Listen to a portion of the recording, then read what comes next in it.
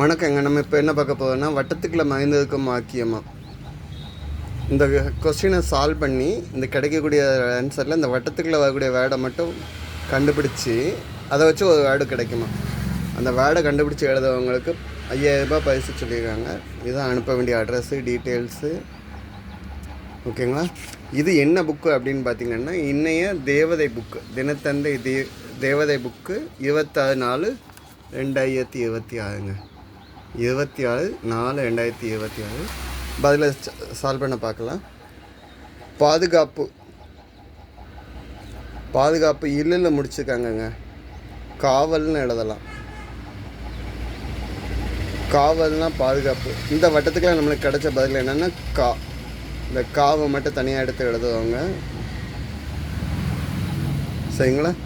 இப்போ ரெண்டாவது கேள்வி, வீட்டு விலங்குன்னா ஆடு மாடு கோழி சொல்லுவோம்ல, அதெல்லாம் வீட்டு விலங்கு. இங்கே வந்திருக்கனால என்ன எழுதுவோம், மாடு. இந்த 2 எடுத்து என்ன பண்ணுறோம், தனியாக எடுத்து எழுதுவோம். இந்த கூட காடு. சரிங்க. அடுத்து விடியும் வேலை. எப்போ விடியும், நம்மளுக்கு காலையில் தான் விடியும். ஸோ இதில் உள்ள காவை எடுத்து தனியாக எழுதும். காடு கா. சரிங்க. உப்பு விளையும் இடம். உப்பு எங்கே விளையும் அப்பளம் அப்படின்னு கேட்டிங்கன்னா, உப்பளத்தில் தாங்க விளையும். உப்பளமில் வந்து கடல் தண்ணியெல்லாம் தேக்கி போட்டுட்டு அதை வெயிலில் இந்த இதில் உப்பை தனியாக ஃபில்டர் பண்ணுவாங்க. உப்பளம். காடு இப்பு வந்தாச்சுங்க. என்ன வருதுன்னு பார்ப்போம். அடுத்து யுத்தம்னா சண்டை, போர். 2 எழுத்து வந்துக்கனால, இது வந்துக்கனால போர். சமர் எதுனாலும் சொல்லலாம். இந்த தூக்கி தனியாக எழுத்து எழுதும். காடு காப்பு. அப்போ காடு காப்போம்ங்க வரும்னு நினைக்க. ஐ திங்க் 7 குழந்தைகளின் விளையாட்டு பொருள்.